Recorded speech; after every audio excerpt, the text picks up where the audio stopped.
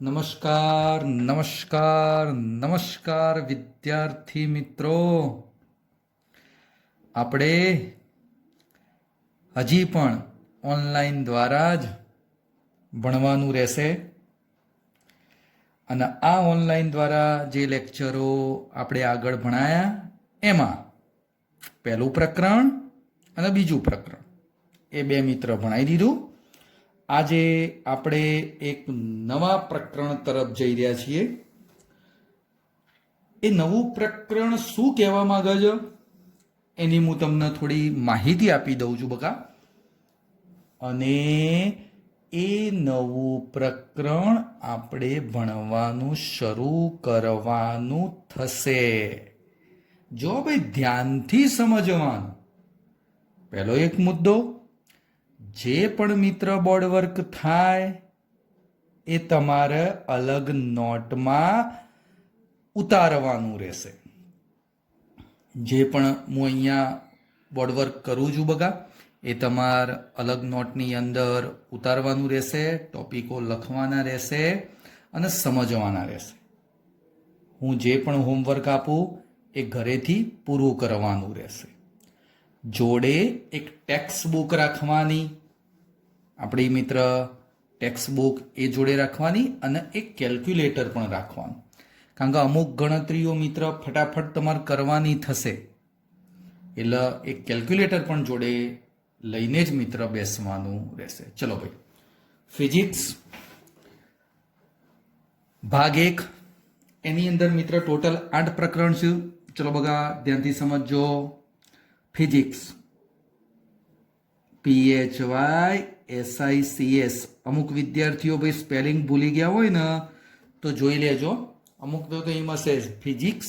સાહેબ text book ઉપર તો ભૌતિક વિજ્ઞાન લખ્યું હોય.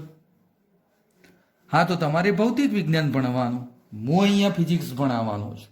હો ભાઈ, એક વસ્તુ ખાસ નોટ કરજો. આની અંદર 2 ભાગ છે. 12 સાયન્સ, આની અંદર મિત્ર 2 ભાગ છે. ચલો 12 સાયન્સ, આની અંદર 2 ભાગ. એમાંથી મિત્ર હું પહેલા થોડી ભાગ 1ની માહિતી આપી દઉં. ઓલરેડી આપણે મિત્ર આ માહિતી આગળ આપેલી છે, છતાં પણ મિત્ર આની અંદર થોડી બાબતો મારે સમજાવી છે. ચલો ભાઈ, પહેલું પ્રકરણ, બીજું પ્રકરણ, આ બંને પ્રકરણો આપણે આગળ ભણાવી દીધેલા છે અને આ બંને પ્રકરણો એના આપણે નામ આપી દીધું હતું સ્થિત વિદ્યુત શાસ્ત્ર. અને બકા શું નામ આપી દીધું હતું? સ્થિત વિદ્યુત શાસ્ત્ર. હા, સ્થિત વિદ્યુત શાસ્ત્ર. અને આ સ્થિત વિદ્યુત શાસ્ત્રમાં મેં સ્થિર વિદ્યુત ભારની ચર્ચા કરેલી છે. સ્થિર વિદ્યુત ભારની મિત્ર મેં ચર્ચા કરી દીધેલી છે, જેની અંદર સ્થિર વિદ્યુત ભાર વિશે ભણવાનું હતું. વિદ્યુત ભાર પોતે બકા કેવો રે? સ્થિર રે. એના વિશે આપણે મિત્ર એ ચેપ્ટરની અંદર ભણવાનું હતું. વાત સાચી સાહેબ? હજી થોડું ધ્યાન આપી દો. તો ઓકે સાહેબ, હવે આપણે શું કરીએ? તો મિત્ર ચેપ્ટર નંબર 3, ચેપ્ટર નંબર 3 ની અંદર ધ્યાનથી સાંભળો ભાઈ, ધ્યાનથી સાંભળ. આ ચેપ્ટર નંબર 3માં આ જે વિદ્યુત ભાર સ્થિર હતો એ વિદ્યુત ભારને ગતિ કરાવવાની. ચેપ્ટર નંબર 3માં મેં શું કીધું? વિદ્યુત ભારને ગતિ કરાવવાની છે. તો ચલો બકા, ચેપ્ટર નંબર 3માં આપણે વિદ્યુત ભાર ગતિ કરે, વિદ્યુત ભાર ગતિ કરે ને એ ચર્ચા ધ્યાનમાં લેવાની. અને મિત્ર આની અંદર વિદ્યુત ભારને સ્થિર રાખ્યો તો વિદ્યુત ભારને ગતિ કરાવી. કોઈ કે સાહેબ વિદ્યુત ભારને ગતિ કઈ રીતે કરાવવાની? એ પછી ધીમે ધીમે આવો. હો ભાઈ, હું તમને ધીમે ધીમે સમજાવું છું. જ્યારે મિત્ર તમે કોઈ જમણવારમાં જ્યાં હોય તો કોઈ બધું એક હાથે થાળીમાં આવી જાય? ના, ધીમે ધીમે આવ.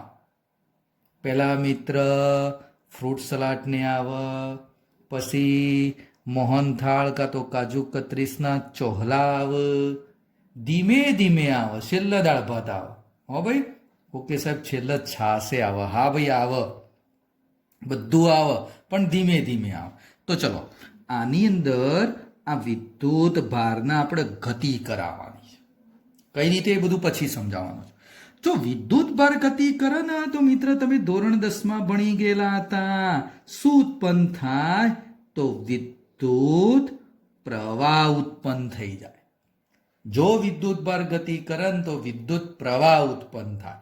તો બસ આ જ આપણું ચેપ્ટર, ત્રીજું ચેપ્ટર આર્યું જ છે, વિદ્યુત પ્રવાહ. ના, કોઈક વિદ્યાર્થી કે સાહેબ ચેપ્ટર તો આવું નહીં, તો પ્રકરણ નંબર 3, એ પ્રકરણ નંબર 3 નું નામ છે પ્રવાહ વિદ્યુત. પ્રવાહ વિદ્યુત. તો કોક કે સાહેબ આ વિદ્યુત પ્રવાહ અને આ પ્રવાહ વિદ્યુત ઊંધું જ છે ને, એમાં હું નવાઈ. બોલ, બે શબ્દો એક જ, મગજમાં વિચાર. શું આ બે શબ્દો એક જ છે? ના, આ બે શબ્દો મિત્ર એક નથી. આ તને ખાસ કહી દઉં. વિદ્યુત પ્રવાહ જે મિત્ર છે ને, એક ભૌતિક રાશિ છે.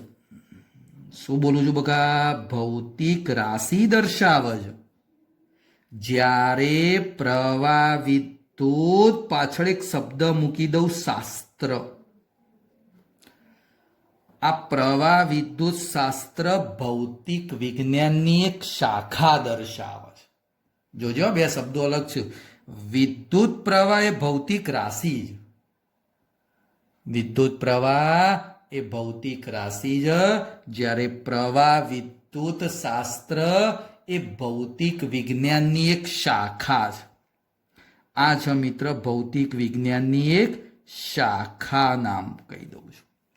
જેવી રીતે સ્થિત વિદ્યુત શાસ્ત્ર, જો બકા ભૌતિક વિજ્ઞાનની એક શાખા છે ને, એવી રીતે આ પ્રવાહ વિદ્યુત શાસ્ત્ર એ ભૌતિક વિજ્ઞાનની શાખા જ બને છે.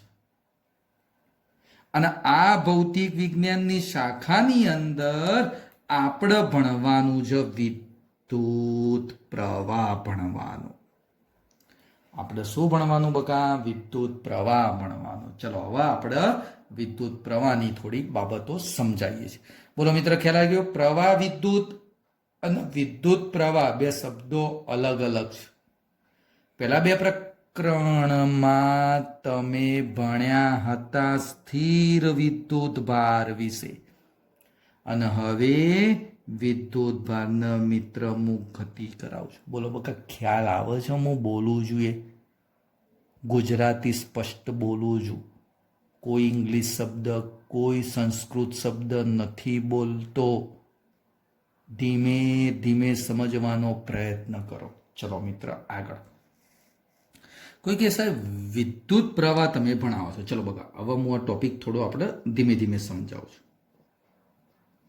વિદ્યુત પ્રવાહ વિશે મિત્ર સૌથી પહેલા કહી દઉં તો વિદ્યુત પ્રવાહના આખા ચેપ્ટરમાં આપણે આઈ વડે દર્શાવવાનું. વિદ્યુત પ્રવાહ એટલે આઈ. યાદ રાખજો મિત્ર, વિદ્યુત પ્રવાહ એટલે આઈ કહેવાનું થશે. ઓકે મિત્ર, વિદ્યુત પ્રવાહ એટલે શું? ઘરે મિત્ર સ્વિચ બોર્ડ હોય ને તો પ્લગમાં આંગળી ગાલવાની, હાઈ કરંટ આવ્યો સાહેબ, ઝટકો આવ્યો, બસ એ જ વિદ્યુત પ્રવાહ. એ જ શું છે વિદ્યુત પ્રવાહ? સાહેબ સ્વિચ ચાલુ કરી, પંખો ચાલુ થયું, હે જાદુ થયું. એટલે સ્વિચ નીચે ચાલુ કરું, પંખો હારું ઉપર ચાલુ થાય તો ઓટોમેટિક તો હારું કોઈ દેખાતું નહીં. ના મિત્ર, યાદ હોય ને, તને ખબર હોય ને તો અંદર વાયર હોય, એ વાયરની અંદરથી વિદ્યુત પ્રવાહ પંખા સુધી પહોંચે ને એટલે પંખો ચાલુ થાય. કોઈ જાદુ ના હોય એમાં. વિદ્યુત પ્રવાહ ના હોય ને સ્વિચ ગમે તેમ પાડો, કે લાઇટ ના હોય ને ગમે તેમ સ્વિચ પાડો, પંખો ચાલુ થશે? ના થાય. લાઇટ જ નથી, પ્રવાહ જ નથી, ક્યાંથી પંખો ચાલુ થાય? ના થાય બકા. ચલો અહીંયા જો, માની લે મિત્ર ઘરનો એક વાયર છે, કેબલ. કેબલ એટલે ખબર છે? વાયર, ધાતુનો વાયર. હા, આ ધાતુના વાયરની અંદર આ વિદ્યુત ભાર ક્યુ ગતિ કરે છે. આ વિદ્યુત ભાર મિત્ર શું કરવા માંડે છે? ગતિ કરે છે. અને આ વિદ્યુત ભાર ગતિ કરશે એટલે આ વાયરની અંદર આઈ એટલે જ મિત્ર હવે આપણે બોલવાનું વિદ્યુત પ્રવાહ ઉત્પન્ન થાય. વિદ્યુત ભાર કઈ રીતે ગતિ કરે છે, કેમ ગતિ કરે છે એ બધું હું પછી ધીમે ધીમે સમજીશ. પણ આ વાયર હોય ને તો વાયરની અંદર પેલો વિદ્યુત ભાર ગતિ કરશે ને એટલે મિત્ર શું ઉત્પન્ન થશે? પ્રવાહ ઉત્પન્ન થશે. આ સૌથી પહેલી એક નાનકડી બાબત. આ બાજુ માની લો તમારી સ્વિચ છે અને સ્વિચથી અહીંયા પંખો છે. જેવી સ્વિચ ચાલુ કરો એટલે આમ વાયરની અંદર પ્રવાહ પસાર થયો અને શું ચાલુ થયું? બકા પંખો ચાલુ થયો. એક નોર્મલી બાબત છે. હવે જોજો આ જે મિત્ર વાયર મેં દર્શાવ્યો ને એને ઝૂમ બરાબર ઝૂમ દર્શાવ. જો આ વાયર આ રીતે, હા સાહેબ જો, હા આ વાયર છે. આ મિત્ર શું બોલાય કહું? એના આડછેદ બોલાય. વાયર હોય મિત્ર, આ માની લો વાયર છે, આ રીતનો એક વાયર, તો આ એનો શું કહેવાય? આડછેદ. જો ગોળાકાર ભાગ છે, ગોળાકાર ભાગ મિત્ર એનો શું દર્શાવે? આડછેદ દર્શાવે. હા, આ એનો આડછેદ કહેવાય. હવે મિત્ર મારે સૌથી પહેલા બકા વિદ્યુત પ્રવાહની વ્યાખ્યા થોડી કહેવી છે. સિમ્પલ સાદી વ્યાખ્યા છે. વિદ્યુત પ્રવાહની મિત્ર એક સિમ્પલ સાદી વ્યાખ્યા છે. તમે 10મા ધોરણમાં લગભગ આ વસ્તુ ભણી ગયા છો. બગા આ ટોપિક છે ને 10મા ધોરણનો છે. ચલો ધ્યાનથી જોજો, ધીમે ધીમે સમજવાનો પ્રયત્ન કરો મિત્ર. ચલો વિદ્યુત પ્રવાહ તો એનો મતલબ આની અંદર વિદ્યુત ભાર ગતિ કરે છે. જો બકા મેં તીર વડે દર્શાયા વિદ્યુત ભાર ક્યુ આમ ગતિ કરે છે. તો મિત્ર અહીંયા એક આડછેદ પણ હું ધ્યાનમાં લઈ લઉં. હા આડછેદ, હા જો આર્યો આડછેદ છે. તારા આડછેદ ઉપર, આ વચ્ચેલા આડછેદ ઉપર ધ્યાન આપ. એ વચ્ચેલા આડછેદ ઉપર મિત્ર તું ધ્યાન આપીશ ને તો આ આડછેદમાં થાય જશું. જો ડાબી બાજુથી આમ વિદ્યુત ભાર આવે છે ને આમ જમણી બાજુ જાય, આ બાજુ ઉપર એવી રીતે ડાબી બાજુથી આમ વિદ્યુત ભાર આવે છે ને આમ જમણી બાજુ મિત્ર આમ વિદ્યુત ભાર જાય છે. તો મારે શું કરવાના છે? 1 સેકન્ડમાં માની લે હું અહીંયા મિત્ર એક સ્ટોપ વોચ લઈને ઊભો અને એ સ્ટોપ વોચમાં 1 સેકન્ડ સમય થયો. 1 સેકન્ડ સમયની અંદર આ બધા વિદ્યુત ભાર મિત્ર ડાબીથી જમણી બાજુ કેટલા ગયા? 5 વિદ્યુત ભાર ગયા, 10 ગયા, 25 ગયા, 500 ગયા. કેટલા સમયમાં? 1 સેકન્ડમાં. આપણી વ્યાખ્યા તૈયાર.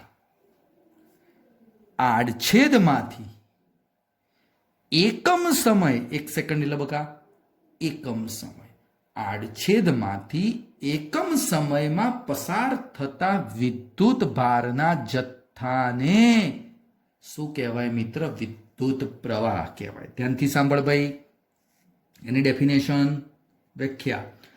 આડછેદમાંથી, વાહકના આડછેદમાંથી એકમ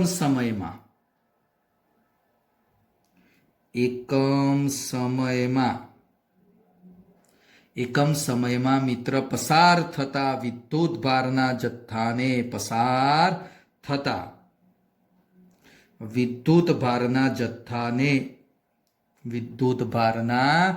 જથ્થાને શું કહેવામાં આવશે મિત્ર? વિદ્યુત પ્રવાહ કહેવાય.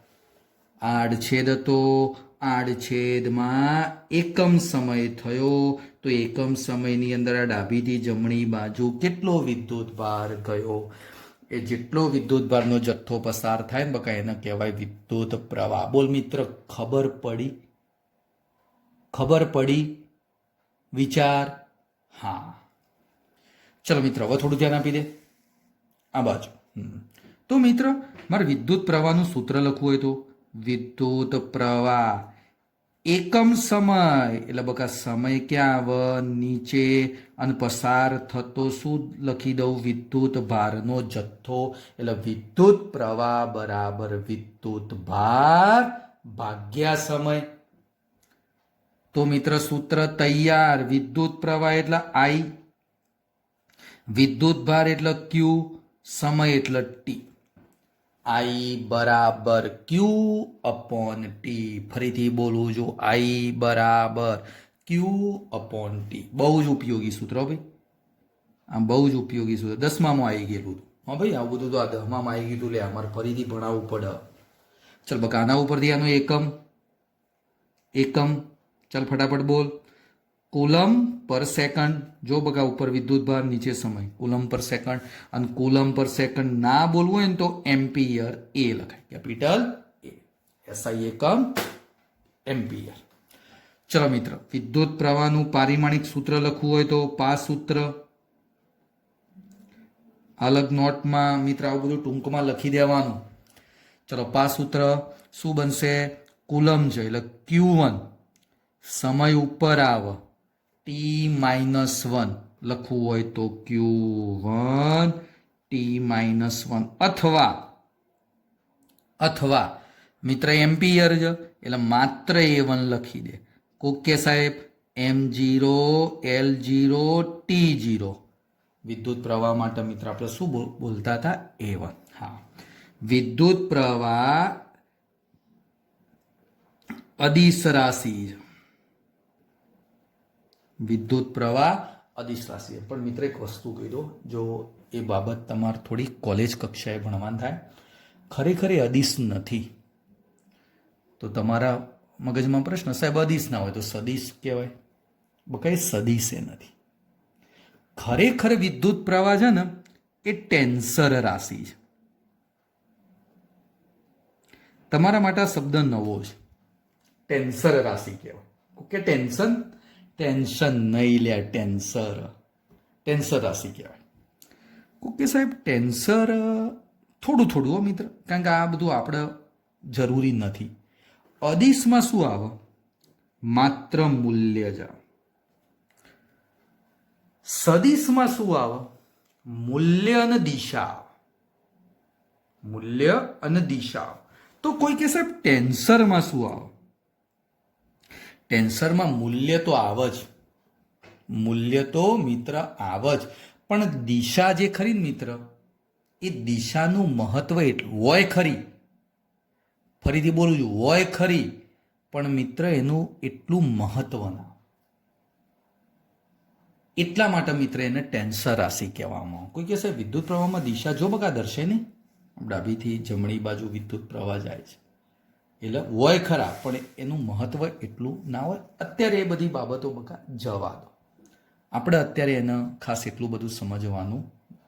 એટલે આ રીતે મિત્ર એક વિદ્યુત પ્રવાહ I બરાબર Q/T કરીને એક સૂત્ર આપણે થોડું યાદ રાખવું પડશે. ચાલ મિત્ર, એક બીજી બાબત કહી. ઓકે સાહેબ, વિદ્યુત પ્રવાહ તો તમે મને ભણાવ્યો, વાત સાચી, પણ મિત્ર કોઈ પણ પરિસ્થિતિની અંદર આ જ સૂત્ર આવે ના ભાઈ. જોજો બગા, એક વસ્તુ કહી, આ સૂત્ર તું ક્યારે લઈ શકે? કહો,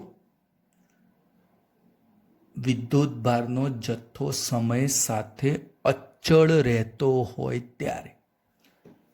1 સેકન્ડે મેં ચેક કર્યું ને તો વિદ્યુત ભાર 500 કુલમ હતો. બીજી સેકન્ડે ચેક કર્યું તોય 500 કુલમ પસાર થયો. ત્રીજી સેકન્ડે ચેક કર્યું તોય 500 કુલમ. અહીંયા જો બગા, પહેલી સેકન્ડે જોયું તોય 500, બીજી સેકન્ડે તોય 500. સમય સાથે વિદ્યુત ભારનો જથ્થો અચળ રહેતો હોય ને તો તારા આ સૂત્ર લખાય. પણ કોઈ કહેશે પહેલી સેકન્ડે 200, ત્રીજી સેકન્ડે 500, સાતમી સેકન્ડે પાછો 25 કુલમ.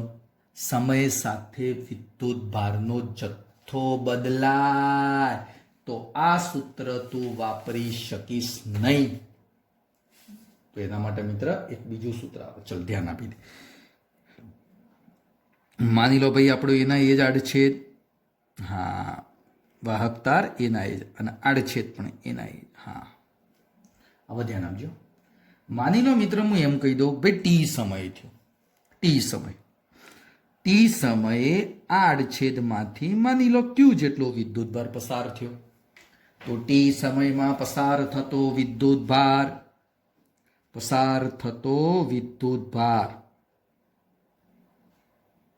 ચલો બકા, કેટલો વિદ્યુત ભાર પસાર થયો? તો ક્યુ.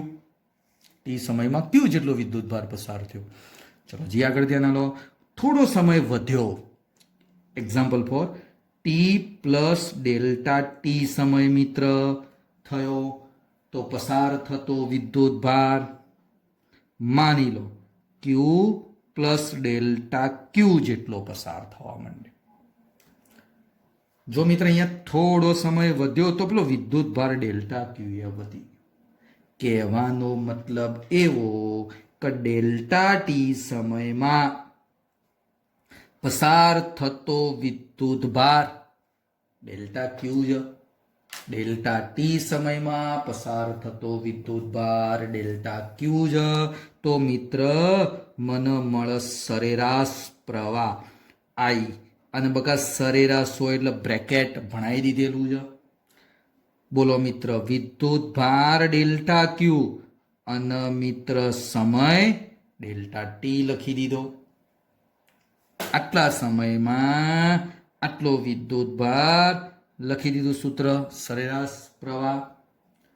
પણ મિત્ર જો હું આ સમયગાળો અતિ સૂક્ષ્મ લઉં, અતિ સૂક્ષ્મ, અને અતિ સૂક્ષ્મ લો એનો મતલબ શું લેવાનું? Limit delta T tense two 0 લેતા જો બકા શું દર્શાવ? સમય અતિ સૂક્ષ્મ દર્શાવ. ચલો આ પદ આમાં મુકાવો તો હવે તારે સરેરાશ ના લખાય, તત્કાલીન પ્રવાહ લખી દેવાય અથવા તાક્ષણિક લખાય. ખબર છે ને બકા, આ 11મા ધોરણમાં ભણાયેલું હતું આ વસ્તુ. આ બાબત મિત્ર આપણે 11મા ધોરણમાં થોડી સમજાવી દીધી હતી. થોડી ને પૂરી સમજાવી હતી. આ સમયગાળો મોટો હતો, અતિ સૂક્ષ્મ સમયગાળો લઉં તો સરેરાશ પ્રવાહમાંથી કયો બની જશે બકા? તત્કાલીન પ્રવાહ બની જાય. તો તત્કાલીન પ્રવાહ એટલે એકલો આવી limit delta T tense two 0 delta ક્યુ અપોન ડેલ્ટા ટી. યાદ કર, લિમિટ દૂર કર, અને લિમિટ દૂર થાય ને તો આ ડેલ્ટાનું બની જશે ડી.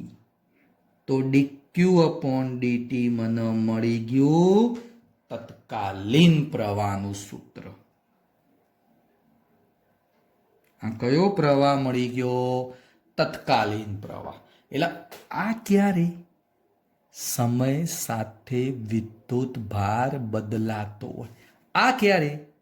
સમય સાથે વિદ્યુત ભાર અચળ રહેતો હોય ત્યારે. બહુ સમજવા જેવી વસ્તુ છે. આના હું તને દાખલા સમજાવું છું. ચલ હજી એક સૂત્ર તને સમજાવો. હવે હજી એક સૂત્ર. કોઈ કે સાહેબ આઈ બરાબર તો તમે ભણાયું, ક્યુ બાય ટી, કેપિટલ ક્યુ લખો, સ્મોલ લખો, કેપિટલ લખો. જો આ સ્મોલ હતો, કેપિટલ લખ્યો, કોઈ વાંધો નહીં. ચલો બघा, ક્યુ બરાબર યાદ કર એની અપોન ટી.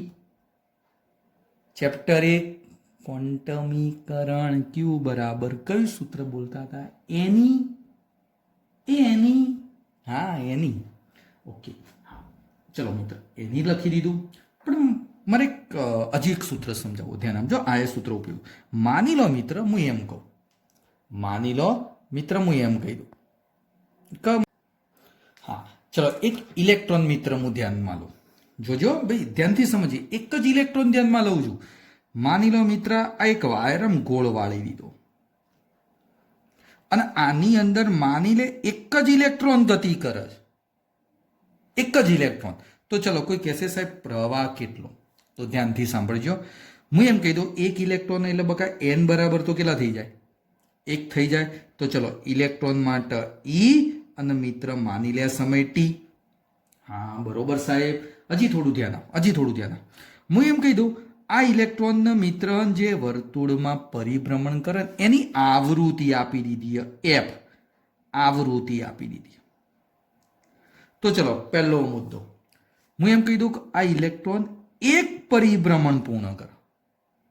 એક પરિભ્રમણ માટે લાગતો સમય એને કહેવાય આવર્તકાળ કહેવાય. એક પરિભ્રમણ માટે લાગતો સમય, તો ટી બકા સમયને હું શું કહી દઉં? આવર્તકાળ. તો તો ચલો હવે સૂત્ર શું બન્યું?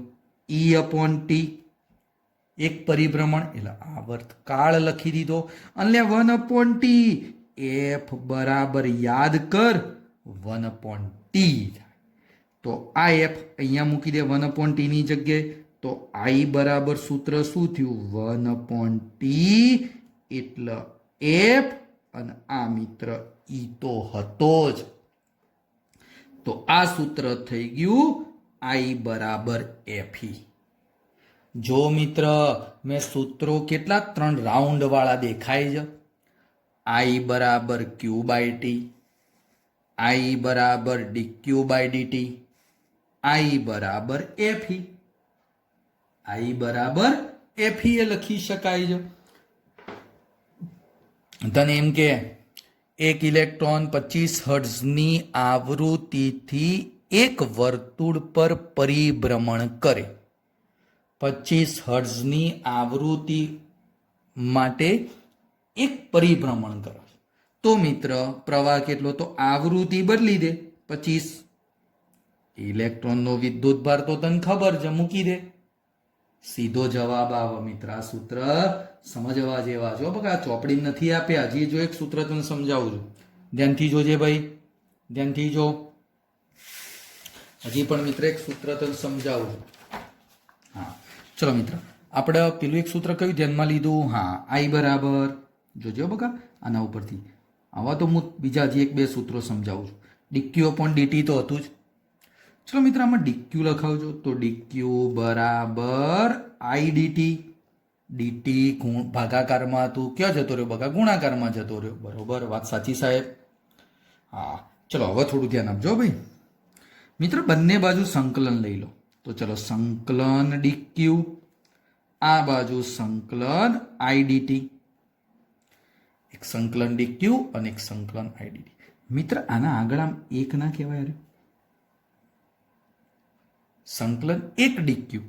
અને બકા તને ખબર હોય ને તો 1નું q ની સાપેક્ષે સંકલન થાય q થાય. આ બાજુ મિત્ર સંકલન i dt. આ જ્યારે તાર વિદ્યુત ભાર લેવો હોય ને ત્યારે સૂત્ર. વિદ્યુત ભાર માપવો છે, મને પ્રવાહ આપી દીધો છે, પ્રવાહ આપી દીધેલો છે, પણ માનીને મારા મિત્ર વિદ્યુત ભાર માપવો છે, તો તારા આ સૂત્ર ધ્યાનમાં લઈ શકાય. ઓકે સાહેબ, કઈ રીતે? જો તને સમજાવ. માની લે મિત્ર હું તને 2 વસ્તુઓ સમજાવું છું. એક એક્ઝામ્પલ આ ધ્યાનમાં લો.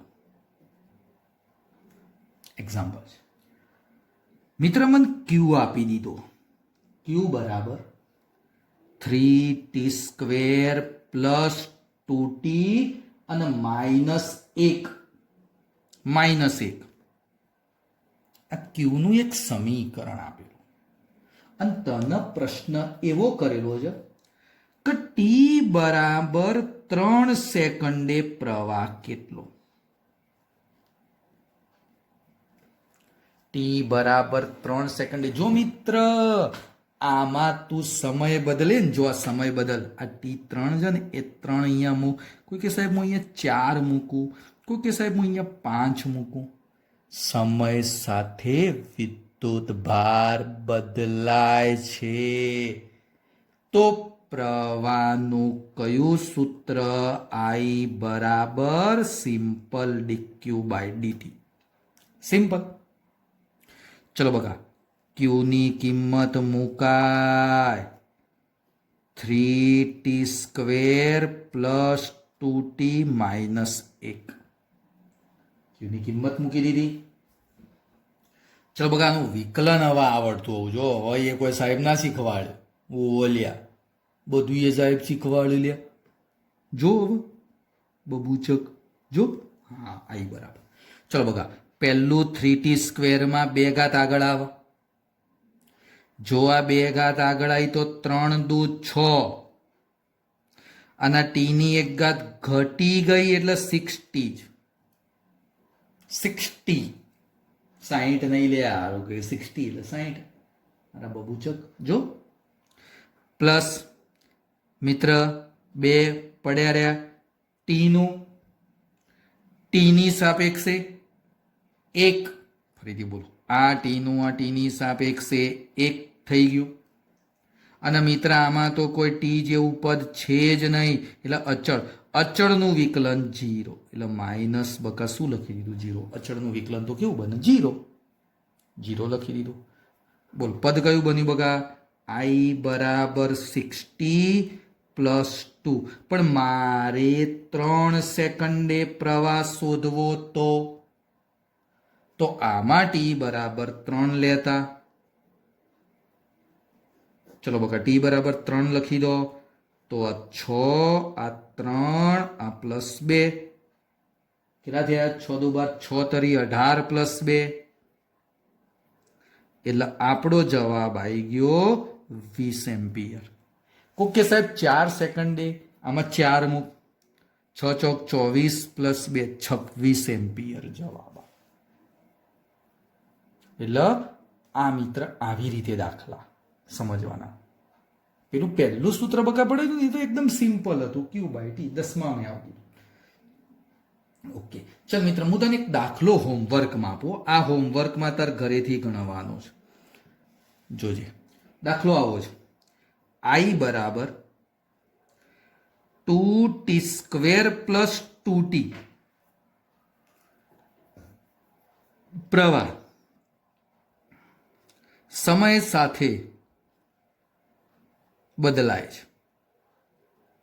ઓકે સાહેબ, તો મારે ટી બરાબર 0 થી ટી બરાબર 2 સેકન્ડમાં પસાર થતો વિદ્યુત ભાર ખાલી જગ્યા.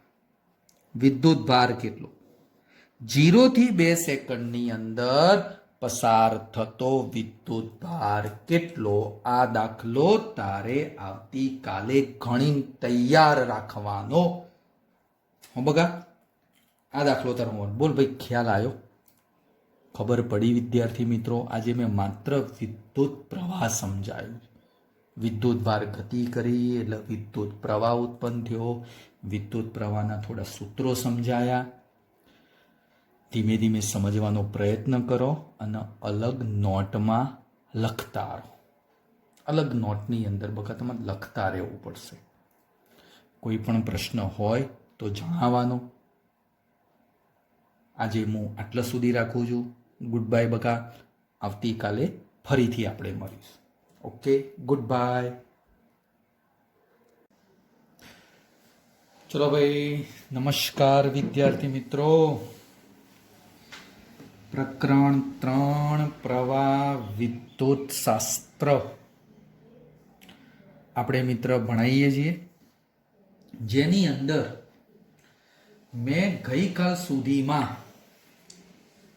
વિદ્યુત પ્રવાહની થોડી ચર્ચા મિત્ર કરી દીધી હતી. વિદ્યુત પ્રવાહ, એના સૂત્રો, એની વ્યાખ્યા, એ બધી બાબત મિત્ર મેં તને થોડી સમજાવી દીધી. ગઈકાલે મેં છેલ્લે એક એક્ઝામ્પલ તમને હોમવર્કમાં આપેલો હતો, ધ્યાનથી જો મિત્ર. હા, I બરાબર 2t² પ્લસ 2t પ્રવાહ સમય સાથે બદલાય છે. કોઈ વાહક છે, એની અંદર મિત્ર પ્રવાહ સમય સાથે બદલાય છે. જો મિત્ર પ્રવાહ બદલાતો હોય તો તમે કહી શકો છો વિદ્યુત ભાર પણ બદલાય. તો મારે 0 થી 2 સેકન્ડની અંદર કેટલો વિદ્યુત ભાર પસાર થયો, 0 થી 2 સેકન્ડમાં કેટલો વિદ્યુત ભાર પસાર થયો મિત્ર મારે શોધવું છે. એકદમ સિમ્પલ વસ્તુ છે, ધ્યાનથી જોવો ભાઈ. મિત્ર, વિદ્યુત ભારનું મેં સૂત્ર જો ગઈકાલે છેલ્લે આ સમજાયું હતું. જો વિદ્યુત ભાર શોધવો હોય તો Q બરાબર સંકલન IDT. ચલો મિત્ર લખાઈ દો. એકદમ સિમ્પલ સૂત્રમાં માત્ર I ની આ કિંમત જ મૂકવાની છે. તો કોઈ કે સાહેબ 0 થી 2 સેકન્ડ સમજાવું છું. ચલો લખાવજો ભાઈ. Q શોધવો છે તો Q બરાબર સંકલન IDT. સંકલન IDT. હા, કોઈ વિદ્યાર્થી કે સાહેબ આ T1 અને આ T2 એ લિમિટ થઈ ગઈ. T1 થી T2 સેકન્ડની અંદર મળતો વિદ્યુત ભાર મેળવી શકાય. ચલો ભાઈ, સંકલન આઈ જે પદ છે ને આ મૂકવાનું છે આમાં. તો ચલો ભાઈ લખાઈ દો, સિમ્પલ વસ્તુ. ચલો T1 થી T2 એટલે આ T1 કહેવાય, આ T2 કહેવાય. તો ચલો લખાવજો બકા T1 થી T2. તો T1 એટલે 0 અને T2 એટલે 2. ચલો બકા I એટલે 2t² પ્લસ 2t અને આ મિત્ર સંકલન લખી દીધું dt. એકદમ સિમ્પલ વસ્તુ હતી બકા. હા, હવે મિત્ર મને એમ કહે છે આનું સંકલન હવે આવડતું હોવું જો. એ સાહેબ ના શીખવાડ્યું, કોઈ બધી વસ્તુ સાહેબો શીખવાડી દો. એટલે આ તો 11મા ધોરણમાં તમે ભણી ગયા છો. ચલો મિત્ર ધ્યાનથી જોજે, વિકલનમાં ઘાત આગળ એક ઘાત ઘટક, સંકલનમાં પેલા ઘાત વધારવાની અને વધેલી ઘાત કયો આવશે? છેદમાં આવશે. જોજો ભાઈ આનું સંકલન. ચલો બગાવો ધ્યાનથી જોજે, લિમિટ આપણે છેલ્લે મૂકીએ છીએ. ચલો આનું સંકલન લખાવો. તો મિત્ર 2 તો એમના એમ, આમાં ઘાત વધારી એટલે 2 અતિ અને 1 3 થઈ ગઈ, ભાગ્યા કેટલા થઈ ગયા? 3. ચલો આની સંકલનની વાર્તા પૂરી.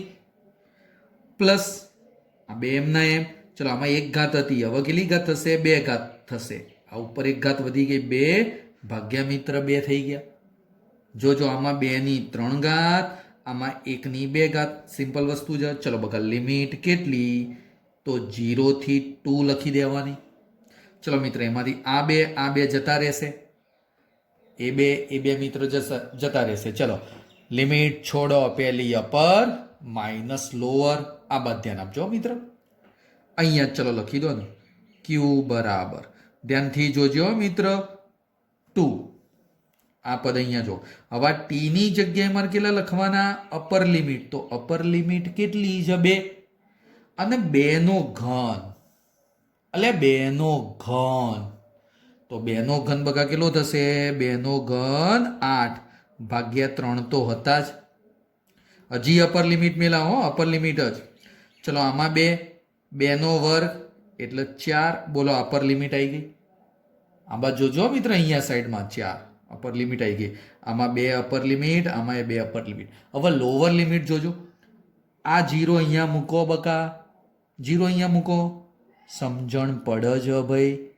આ 0 અહીંયા મૂકો, લોઅર લિમિટ એટલે આ તો 0 એટલે આખું પદ 0. આ 0 અહીંયા મૂકો એટલે 0. કહેવાનો મતલબ મિત્ર લોઅર લિમિટમાં 0 એટલે આપણે લોઅર લિમિટ 0 ના લખો તો ચાલે. બોલો આનું સાદું રૂપ, 8 દુ 16 ભાગ્યા 3, 16 ભાગ્યા 3 અને વત્તા મિત્ર 4. ચલો બકા કેલ્ક્યુલેટરમાં 16 ભાગ્યા 3 તમારે જાતે કરી દેવાનું. ચલો બકા કેલ્ક્યુલેટરમાં 16 ભાગ્યા 3. અમુક વિદ્યાર્થીઓ તો બેહી રહેશે ગગન જેમ, એટલે ભાઈ મેં તને ગઈકાલે કીધું તું કેલ્ક્યુલેટર જોડે લઈને બેહવાનું. તો મિત્ર 16 ભાગ્યા 3 કરશો તો જવાબ 5.33 સમથિંગ આવશે. 5.33 વત્તા 4 એટલે ટોટલ જવાબ આવી ગયો 9.33 કુલમ. 5 ને 4 9.33 કુલમ. આ મિત્ર મન માગેલો જવાબ મળી ગયો. ગઈકાલે મિત્ર મેં તને શીખવાડ્યો તો વિદ્યુત ભાર આપ્યો તો. જો બકા ઉપરના સૂત્રમાં વિદ્યુત ભાર આપ્યો તો એના ઉપરથી મને પ્રવાહ મળતો હતો. આજે મેં તને પ્રવાહ આપ્યો અને એના ઉપરથી વિદ્યુત ભાર મિત્ર તને શોધાયો. યાદ રાખજો ભાઈ, આ સૂત્ર ઉપયોગી હતા. હવે થોડું સમજીએ આગળ. ચલો બધા વિદ્યાર્થીઓને પેલા મને એમ કહી દો, ખબર છે તમને સાહેબ? હું વિદ્યુત પ્રવાહના સૂત્રો ધ્યાનથી જોજો. ચલો બકા પહેલું I બરાબર મેન સૂત્ર Q બાય ટી, Q બરાબર NE/T. ત્રીજું સૂત્ર delta Q upon delta T. ચોથું સૂત્ર dq અપોન મિત્ર dt. પાંચમું સૂત્ર Fe. હજી પણ આવે? ઓ સાહેબ હજી એ સૂત્ર આવે. ચલ Fe ની જગ્યાએ હું આવું ના લખું, E અપોન ટી. આવર્તકાળ, આવૃત્તિ, વ્યસ્ત. જો મિત્ર આવૃત્તિ, આવર્તકાળ. હજી ચલ મિત્ર નીટ અને JEE દાખલાઓ ગણવા માટે એક બીજું સૂત્ર હું તને સાબિત કરીને બતાડું. જોજો બધા સૂત્રો આપણે ધ્યાનમાં લઈએ છીએ, ધ્યાનથી જોજે મિત્ર. માની લો આ ઇલેક્ટ્રોન ને વી ઝડપથી એક પરિભ્રમણ પૂર્ણ કરે. ઝડપ છે વી. આ ઇલેક્ટ્રોન આર ત્રિજ્યાના કક્ષામાં ભ્રમણ કરે. ત્રિજ્યા આર આપેલી છે, ઝડપ વી આપેલી છે. તો ચલો મિત્ર, કોઈ કહેશે એક પરિભ્રમણ માટે લાગતો સમય ટી. એક પરિભ્રમણ તો સમય ટી, અને એક પરિભ્રમણ એ કાપેલું અંતર. ઇલેક્ટ્રોન કેટલું અંતર કાપ? તો અંતર બરાબર પરિઘ જેટલું. તો ચલો મિત્ર, ઝડપ બરાબર અંતર 2πr ભાગ્યા ટી. અંતર 2πr અને સમય ટી. હા, જો ભાઈ આ ટી ના આ T. Okay okay okay, T ને કરતા બનાવી દો. તો ટી બરાબર 2πr બાય વી. આ ટી ની કિંમત ઉપરલ્યામાં મૂકી દો. તો મિત્ર મને પ્રવાહનું સૂત્ર મળી ગયું. ઈ તો હતો જ 2πr નીચે આવે અને આ વી ઉપર જાય. એટલે જો મિત્ર આ મને ફરીથી પાછું વિદ્યુત પ્રવાહનું સૂત્ર મળી ગયું. I બરાબર EV અપોન 2πr. આ બધા સૂત્રો બકા યાદ રાખજો. બધા સૂત્રો બહુ જ ઉપયોગી છે. અને વિદ્યુત ભાર શોધવાનું કે તો Q બરાબર સંકલન I dt. આ વિદ્યુત ભાર માટેનું સૂત્ર. ઓકે, આ બધી ચર્ચા મિત્ર મેં કરી દીધી. હવે ધ્યાન આપજો, હવે સમજવા જેવું મિત્ર. સૌથી ઉપયોગી એક બાબત કહી દો ને તો મુક્ત ઇલેક્ટ્રોન. કોઈ વિદ્યાર્થી સાહેબ મુક્ત ઇલેક્ટ્રોન એટલે શું? તમને ખબર છે, માની લો કોઈ ધાતુ હોય, વાહક. વાહકની અંદર પરમાણુ, અણુ, પરમાણુ. પરમાણુની અંદર મિત્ર ન્યુક્લિયસની અંદર ધન વિદ્યુત ભાર હોય અને કક્ષામાં ઇલેક્ટ્રોન હોય. કક્ષામાં ઇલેક્ટ્રોન બકા શું કરતો હોય? ભ્રમણ કરતો હોય. હવે થોડું ધ્યાન આપી દેજો. જ્યારે મિત્ર એ વાહકને તમે થોડી ઉર્જા આપો, જો મિત્ર એને ઉર્જા આપવામાં આવે તો કોઈ આ ન્યુક્લિયસમાંથી પેલો ધન વિદ્યુત ભાર બહાર નીકળે ના, એ શક્ય નથી. એ માટે તો બહુ જબરજસ્ત ઉર્જાની જરૂર પડે. પણ મિત્ર આપેલી ઉર્જા થોડીક માપની જ છે. એ પરિસ્થિતિમાં આ ઇલેક્ટ્રોન આ કક્ષામાંથી છૂટો પડી જાય. આ ઇલેક્ટ્રોન મિત્ર છૂટો પડ્યો અને આ ઇલેક્ટ્રોન જે છૂટો પડ્યો ને એને આપણે બોલવાનું મુક્ત ઇલેક્ટ્રોન. એટલે યાદ રાખ, વિદ્યુત પ્રવાહ વાહકમાં વાત કરું છું.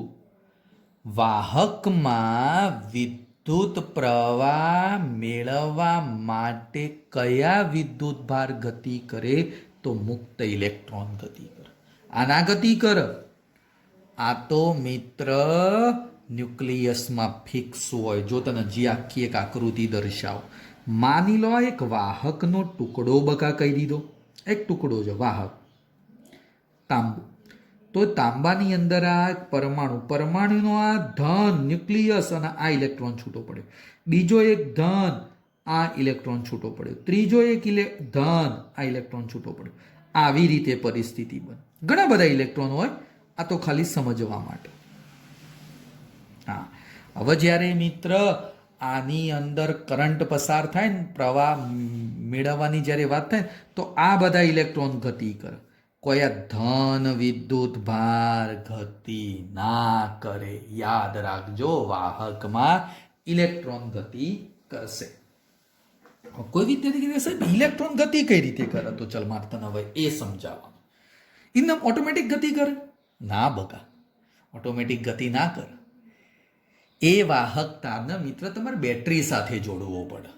જોજો ભાઈ, આ પરિસ્થિતિ હવે નીચે દર્શાવો. ચલો આમાં સમજાવી દો, ધ્યાન આપી દો, ખ્યાલ આવી જશે બધા. માની લો મિત્ર આની અંદર આવી રીતે એક બેટરી જોઈન કરી દીધી. જોજો ભાઈ, આ સમજવાનું છે, બહુ ઉપયોગી વસ્તુ છે. માની લો આ રીતની એક બેટરી જોઈન કરી દીધી. હવે બેટરીનો આ મોટો છેડો હોય ને બગા, તો આપણે ભણી દીધું પોઝિટિવ હોય નેગેટિવ હોય, એટલે આ બાજુ આ પોઝિટિવ હોય અને આ છેડો મિત્ર અહીંયા કયો કહેવાશે? નેગેટિવ કહેવાય. એક બાજુ પોઝિટિવ બને છે, એક બાજુ નેગેટિવ બને છે. હવે ધ્યાન આપજે ભાઈ. હા, એક વસ્તુ હજી યાદ રાખો, પોઝિટિવ છેડા પાસે વિદ્યુત સ્થિતિમાન વધુ હોય, ચેપ્ટર નંબર 2 માં તમે ભણી ગયા. નેગેટિવ છેડા પાસે વિદ્યુત સ્થિતિમાન ઓછું હોય. આ મિત્ર વધારે સ્થિતિમાન છે, આ બાજુ ઓછું સ્થિતિમાન છે. પણ હવે થોડું સમજીએ મિત્ર, ઇલેક્ટ્રોન છે કઈ બાજુ ખેંચાવાનો પ્રયત્ન કરે? પ્લસ બાજુ. એટલે ઇલેક્ટ્રોન છે ને એ મિત્ર જો આ પ્લસ બાજુ ખેંચાય, જો હા આ બાજુ આવ્યો, આ બાજુ આમ ગતિ કરે, પોઝિટિવ છેડા બાજુ ખેંચાય. આ ઇલેક્ટ્રોન મિત્ર આવી રીતે ખેંચાય, આ રીતે. હા, ઇલેક્ટ્રોન આ બાજુ જશે. ઓકે સાહેબ, ઇલેક્ટ્રોન પોઝિટિવ છેડા બાજુ ખેંચાય. ફરીથી કહી દઉં છું, આ ઇલેક્ટ્રોન હતા જે ઇલેક્ટ્રોન બેટરીના પોઝિટિવ બાજુ ખેંચાયા. ફરીથી પાછા મિત્ર એ ઇલેક્ટ્રોન આ નેગેટિવ છેડામાં દાખલ થાય, આ રીતે. આ નેગેટિવ છેડા બાજુ દાખલ થઈ ગયા, ફરીથી આમ પોઝિટિવ. એટલે ઇલેક્ટ્રોન આવી રીતે આમ ગતિ કરે છે. ખરેખર સાચો વિદ્યુત પ્રવાહ આના કારણે મળે છે. ઇલેક્ટ્રોન ગતિ કરે છે, વિદ્યુત પ્રવાહ બકામન મળે છે. પણ જૂના જમાનામાં એવું કહેવાતું હતું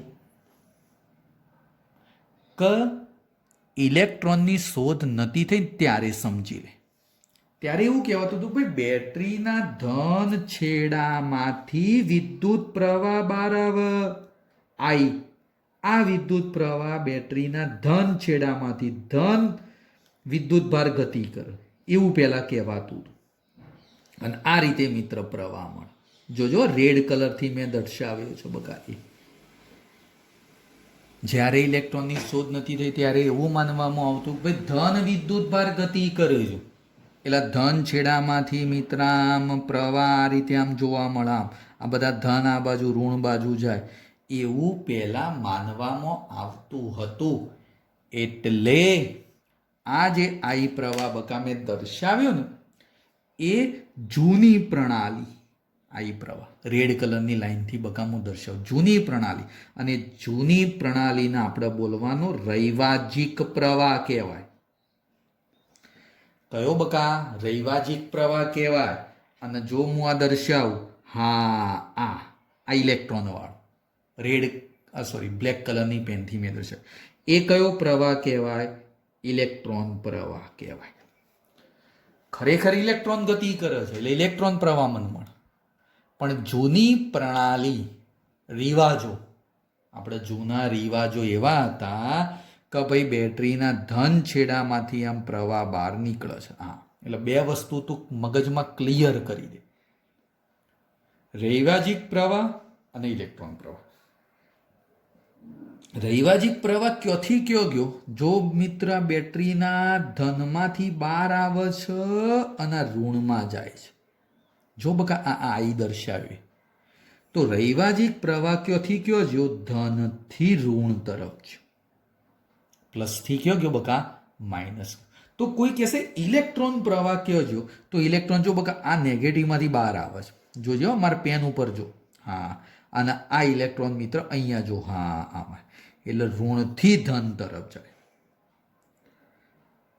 માઇનસથી પ્લસ તરફ. તો કોકે સાહેબ આપણે સર્કિટમાં દર્શાવવાનો કયો? માની લો એક સર્કિટ નાની દોરું છું. માની લો મિત્ર આ એક અવરોધ છે સમજવા માટે, અને અહીંયા મિત્ર એક બેટરી છે. તો કોકે સાહેબ આમાં પ્રવાહ કયો દર્શાવવાનો? આપણે રૈવાજિક પ્રવાહ દર્શાવવાનો થશે. આપણે ઇલેક્ટ્રોન પ્રવાહ મિત્ર દર્શાવવાનો નહીં. તમને જે પણ પરિપથ બકા આપેલા હશે ને બધામાં રૈવાજિક પ્રવાહ હશે. રૈવાજિક પ્રવાહ કરતા ઇલેક્ટ્રોન પ્રવાહ કેવો સમજવાનો? વિરુદ્ધ.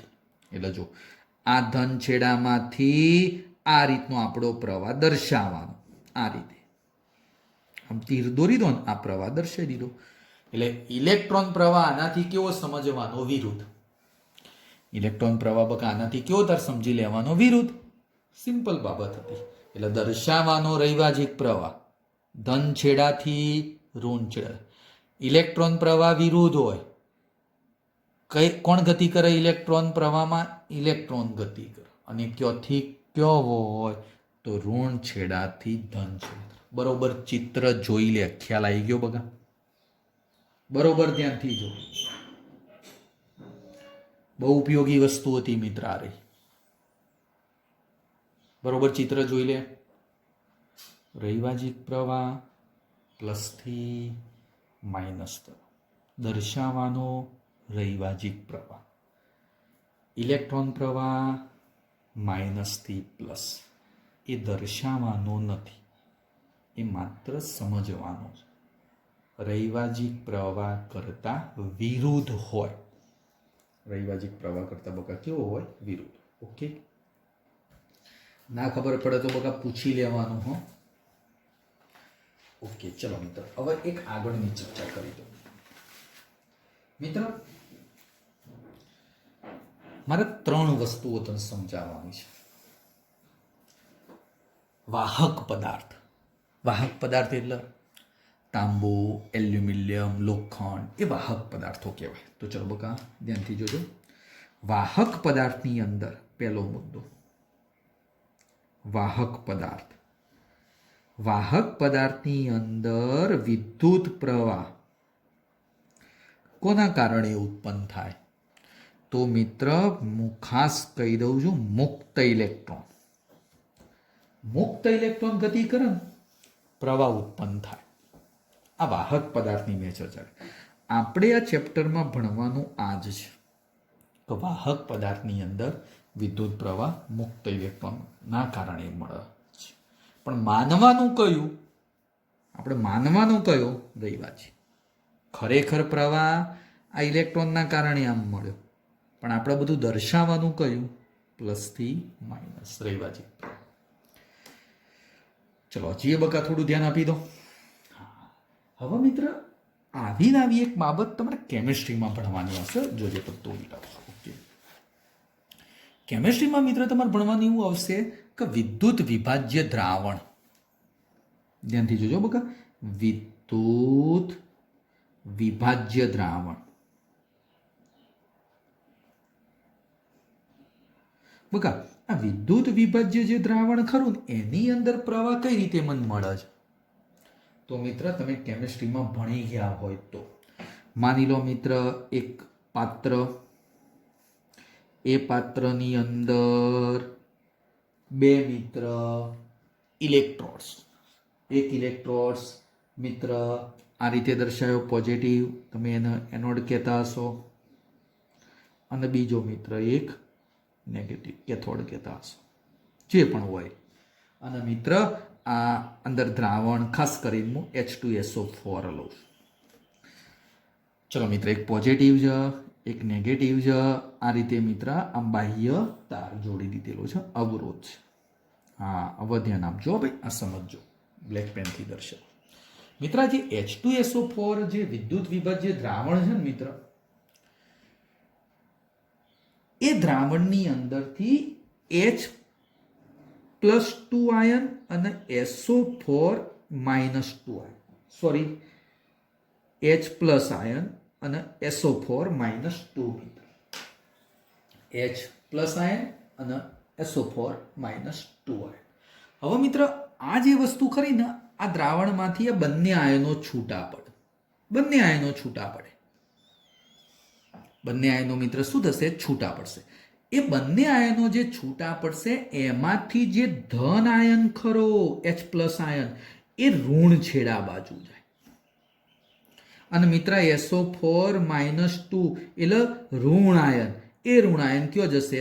ધન છેડા બાજુ જશે. આ બાજુ જશે, આ ધન ઇલેક્ટ્રોડ બાજુ, આ ધન છે. અને આ મિત્ર શું છે? ઋણ છે. એનો મતલબ કે પેલા આયનો પરસ્પર વિરુદ્ધ ગતિ કરશે. આયનો પરસ્પર બકા વિરુદ્ધ ગતિ કરે. અને એ આયનો પરસ્પર વિરોધ ગતિ કરીને આ બાહ્ય ભાગની અંદર પ્રવાહ ઉત્પન્ન કરે. બાહ્ય ભાગની અંદર મિત્ર શું ઉત્પન્ન કરશે? પ્રવાહ. તો આની અંદર પ્રવાહ ઇલેક્ટ્રોનના કારણે મળ્યો? ના બકા, આની અંદર પ્રવાહ ઇલેક્ટ્રોનના કારણે મળ્યો ના કહેવાય. તો આની અંદર પ્રવાહ ધન અને ઋણ આયન પરસ્પર વિરુદ્ધ ગતિના કારણે મળે છે એવું કહી શકાય. તો આની અંદર વિદ્યુત પ્રવાહ કઈ રીતે બકા આની અંદર મળ્યો મને? તો ધન અને ઋણ આયન પરસ્પર કેવી ગતિ કરે છે? વિરુદ્ધ ગતિ કરે છે. પરસ્પર વિરુદ્ધ ગતિના કારણે મિત્ર મળતો હોય છે. આમાં વિદ્યુત પ્રવાહમાં મળે છે, પણ એ ધન અને ઋણાયન પરસ્પર વિરુદ્ધ ગતિ કરશે ને એના કારણે મિત્ર મળતો હોય છે. ચલો જી એક નાનકડી ચર્ચા કરી દઉં તો ધ્યાનથી સમજજે. આવી એક બાબત છે મિત્ર અર્ધવાહક, જે આપણું છેલ્લું ચેપ્ટર છે, ભણવાના આવશે. અર્ધવાહક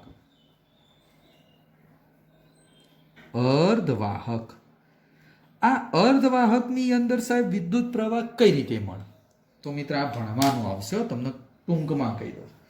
અર્ધવાહકની અંદર પણ મુક્ત ઇલેક્ટ્રોન તો હોય જ, સાથે સાથે હોલ પણ હોય. આ હોલ અત્યારે હું નહીં સમજાવું, એ ચેપ્ટર નંબર 14નો ટોપિક છે. મુક્ત ઇલેક્ટ્રોન અને હોલ પરસ્પર વિરુદ્ધ ગતિ કરે છે. પરસ્પર વિરુદ્ધ ગતિ કરશે અને એના કારણે મિત્ર વિદ્યુત પ્રવાહ મને મળતો હોય છે. તો અર્ધવાહકની અંદર મુક્ત ઇલેક્ટ્રોન અને હોલની ગતિના કારણે, વિદ્યુત વિભાજ્ય દ્રાવણમાં ધન આયન અને ઋણાયન પરસ્પર વિરુદ્ધ ગતિના કારણે, અને વાહકની અંદર માત્ર મુક્ત ઇલેક્ટ્રોનની ગતિના કારણે પ્રવાહ મળતો હોય છે. મુક્ત ઇલેક્ટ્રોન ગતિ કરે, પ્રવાહ મળતો હોય છે. એટલે આ એક બાબત હતી મિત્ર. કઈ? તો પ્રવાહનું નિર્માણ કઈ રીતે થતું હોય છે. હવે ધ્યાન આપજો, હજી એક થોડી નાનકડી ચર્ચા કરી દો. ધ્યાન આપો મિત્ર. માની લે કોઈ વિદ્યાર્થી એમ કે સાહેબ તમે આ વાહકની અંદર માની લો બેટરી જોડી દો છો. જોજો બેટરી શું કામ કરે મારે તને એ સમજાવું. ચલો આપણે મિત્ર બેટરીના પોઝિટિવમાંથી મને પ્રવાહ મળ્યો છે. જો પ્રવાહ આમ જાય છે, આમ જઈ અને આ બાજુ મિત્ર પ્રવાહ પાછો આવી ગયો. ઓકે સાહેબ, બરોબર. મિત્ર ઇલેક્ટ્રોન વિરુદ્ધ ગતિ કરે છે, બરોબર. ઇલેક્ટ્રોન શું કરે છે? વિરુદ્ધ ગતિ કરે છે. માની લો અહીંયા એક ઇલેક્ટ્રોન દર્શાવ. આ ઇલેક્ટ્રોન આ બાદ જશે. હા, આ ઇલેક્ટ્રોન મિત્ર આ બાદ જશે, અહીંયા આવશે આ રીતે. હવે મિત્ર આ ઇલેક્ટ્રોન ગતિ કરતો જ્યારે અહીંયા આવે ને આ ધન છેડા પાસે, એટલે એ ઇલેક્ટ્રોન જોડે એનર્જી, ઉર્જા ખલાસ થઈ ગઈ. જેવું મિત્ર બેટરીના ધન છેડા પાસે પહોંચે ને એટલે બેટરી એને એનર્જી આપે. લે ભાઈ તું એનર્જી લે. એનર્જીનો જથ્થો ભેગો કરે ઇલેક્ટ્રોન. એટલે મિત્ર ઇલેક્ટ્રોનની અંદર એનર્જી એટલે તાકાત આવી ગઈ. જેવી મિત્ર ઇલેક્ટ્રોનમાં તાકાત આવી ગઈ ને એટલે ઇલેક્ટ્રોન ફરીથી પાછો આ બાજુ આમ ગતિ કરવા માંડ્યો, આ બાજુ આવી ગયો. તો કોક કે સાહેબ આવે છે તો એનર્જી ક્યારે ઘટતી જાય? જ્યારે ઇલેક્ટ્રોન પેલા વાહકમાં ગતિ કરે ને એટલે મિત્ર એની એનર્જી ધીમે ધીમે ડાઉન થતી જાય. ડાઉન થાય આમ મિત્ર. અહીંયા ઇલેક્ટ્રોન આમ અહીંયાથી સ્ટાર્ટિંગમાં એનર્જી આમ વધારે હતી એટલે ગતિ કરતો, પણ જેમ જેમ આગળ જાય તેમ તેમ એની એનર્જી ડાઉન થાય અને ફરીથી પાછી ડાઉન થઈને અહીંયા આવી. પાછી પેલી બેટરી શું કરે? લે ભાઈ એનર્જી. એટલે ઇલેક્ટ્રોન પાછો તાકાતવાળો થઈ જાય, ફરીથી પાછો આવી જાઓ હેડો લે. ફરીથી પાછો ઇલેક્ટ્રોન આમ ધીમે ધીમે જાય પણ આમ વીક પડતો જાય. એનર્જી ઘટવા માંડી. હા, પાછી અહીંયા આવી ગઈ, એનર્જી પતી ગઈ. ફરીથી પાછી બેટરી એનર્જીનો સ્ત્રોત છે, એનર્જી આપે છે. બેટરી કોઈ વિદ્યુત ભાર ના આપે, ઇલેક્ટ્રોન નથી આપતી. બેટરી કોઈ ઇલેક્ટ્રોન આપે ગતિ કરવા માટે? લે તું ઇલેક્ટ્રોન ઇલેક્ટ્રોન ઇલેક્ટ્રોન એવું ને. ઇલેક્ટ્રોનની જે એનર્જી પતી ગઈ હતી એ એનર્જી આપે છે. એટલે મિત્ર બેટરી શું છે? ધ્યાનથી સમજજે, એનર્જીનો સ્ત્રોત છે, ઉદ્ગમ છે. આ બેટરી એનર્જી સ્ત્રોત કહેવામાં, ઉર્જા સ્ત્રોત કહેવાય. એનર્જી આપવાનું કામ કરે બેટરી. બકા શું કામ કરે? એનર્જી આપે છે ઇલેક્ટ્રોનને. અને ઇલેક્ટ્રોન પેલો ગતિ કરી શકે છે. અને ઇલેક્ટ્રોન ગતિ કરે એટલે શું ઉત્પન્ન થાય બકા? પ્રવાહ ઉત્પન્ન થતો હોય. આ એક નાનકડી બાબત હતી. ચલ મિત્ર, હજી થોડી એક નાનકડી સિમ્પલ સાદી ચર્ચા કરી દઉં તો મિત્ર એક નાનકડો દાખલો ચલ હું તને આપું, એક સિમ્પલ સાદો. કે માની લો 1 કુલમ વિદ્યુત ભાર, ધ્યાનથી સમજજો મિત્ર, મારે 1 કુલમ વિદ્યુત ભાર ધ્યાનમાં લેવો છે. હવે 1 કુલમ વિદ્યુત ભાર માટે મારે પ્રવાહ કંઈક શોધવાની વાત કરેલી છે. 1 કુલમ વિદ્યુત ભાર માટે મિત્ર મારે કંઈક પ્રવાહ શોધવાની વાત કરેલી છે.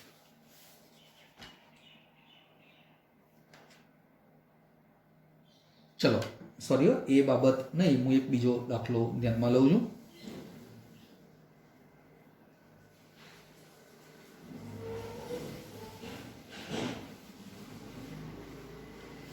ચલો ભાઈ, તારમાંથી હું એક એક્ઝામ્પલ સમજાવું છું.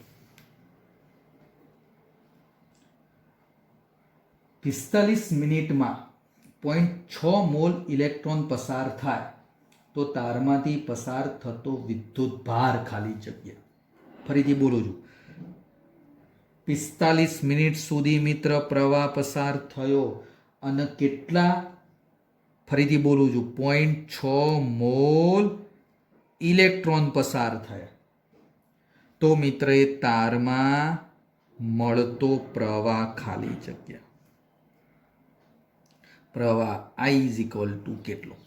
45 મિનિટ સુધી મિત્ર પ્રવાહ મને મળે છે, 0.6 મોલ ઇલેક્ટ્રોન ગતિ કરે છે, તો એ તારની અંદર પ્રવાહ કેટલો મળે મારે શોધવાનો છે.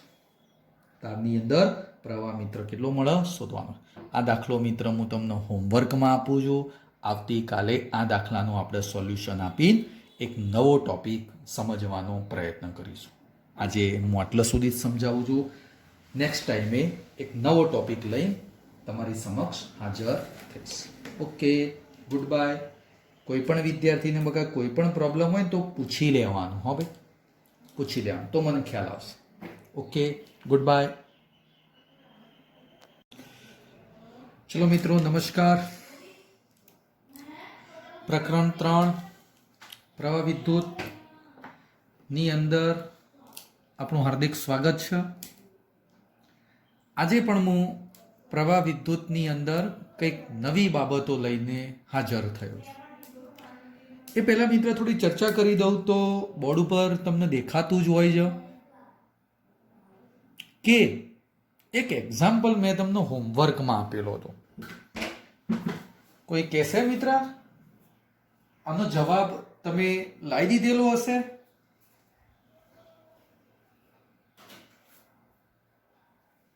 કોઈ વિદ્યાર્થી મિત્રએ પ્રયત્ન કરેલો છે ભાઈ?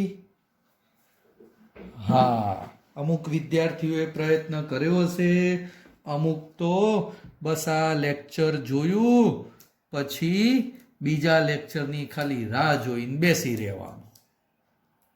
આ નહીં ચાલે. તમારે પણ કમ્પલસરી ઘરે તૈયારી કરવી જ પડશે. હું અહીંયા જે હોમવર્ક આપું એ ઘરે રહી અને સોલ્વ કરવાનું રહેશે. ચલો ઝડપથી દાખલો સમજાવી દઉં છું. મિત્ર તમને ટાઈમ આપેલો છે અને બીજા મોલ આપેલા છે અને પ્રવાહ શોધવાનો કીધેલો છે. ટાઈમની થોડી ચર્ચા કરી દઈએ તો ચલો બકા, ટાઈમ T બરાબર 45 મિનિટ. મિનિટની સેકન્ડ તો 45 ગુણ્યા મિત્ર 60 સેકન્ડ થઈ ગઈ. હા, હવે મિત્ર મોલ આપેલા છે. કોઈ કહેશે મોલ ઉપરથી મને ઇલેક્ટ્રોનની સંખ્યા શોધવાની કીધેલી છે. 0.6 મોલ આપેલા છે. એટલા ઇલેક્ટ્રોન તારમાં ગતિ કરે છે. તો કોઈ કે 1 મોલ હોય, 1 મોલ માટે ઇલેક્ટ્રોનની સંખ્યા તો આપણે ભણાવી દીધેલી છે. કેટલી બકા? એવોગ્રેડો અંક જેટલી હોય. 1 મોલ માટે ઇલેક્ટ્રોનની સંખ્યા Na જેટલી. તો 0.6 મોલ માટે ઇલેક્ટ્રોનની સંખ્યા કેટલી? 1 મોલ હોય તો એવોગ્રેડો અંક જેટલી મને સંખ્યા મળે. તો 0.6 મોલ માટે ઇલેક્ટ્રોનની સંખ્યા કેટલી?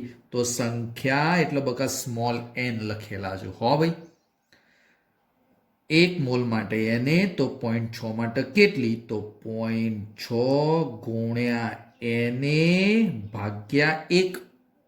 1 ના લખીએ તો ચાલે, 1 ના લખો તો મિત્ર ચાલી શકે, વાંધો નહીં.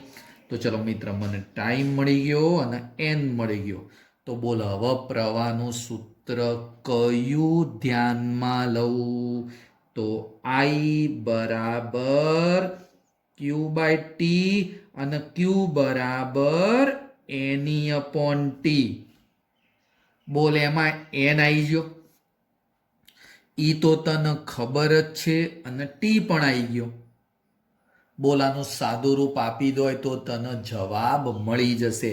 ચલ, n એટલે 0.6, Na એટલે 6.023 ગુણ્યા 1023. આ n એટલે આ પદ આખું લખ્યું, જો આવ્યું બકા આખું પદ, અને ગુણ્યા પાછો ઈ 1.6 ગુણ્યા 10-19 અને નીચે આ ટી એટલે આ લખ્યા 45 ગુણ્યા 60. બસ મિત્ર, હવે આનું સાદું રૂપ તારે જાતે આપવાનું. હો ભાઈ, સાહેબ ના આપો કોઈ બધી બાબતો. સાહેબ મિત્ર કોઈ બધી બાબતો નહીં આપે, અમુક તારે જાતે પ્રયત્ન કરવાનો રહેશે. તો આ રીતે મિત્ર આ દાખલો ગણી શકાતો હોય છે. ઓકે, ચલો મિત્ર આગળ થોડી ચર્ચા કરી દો. આ બાજુ દે મિત્ર, ગઈકાલે થોડી પ્રવાહની ચર્ચા કરી હતી. ઝડપથી પ્રવાહની એક નાનકડો ટોપિક સમજાઈ. આજે આપણે એક નવો ટોપિક ભણવાનો છે. ચલો ભાઈ, ઝડપથી ધ્યાન આપી દો. માની લો આ એક વાહક છે ભાઈ, ધ્યાનથી જોજો. વાહકની અંદર ધન તો હોય જ, ધન વિદ્યુત ભાર એટલે કયા? પેલા ન્યુક્લિયસની અંદર જકડાયેલા, એ પોતે ગતિ કરવાના નથી. તો ધ્યાન આપી દો. માની લો મિત્ર આ બધા ઇલેક્ટ્રોન, આ ઇલેક્ટ્રોન છે,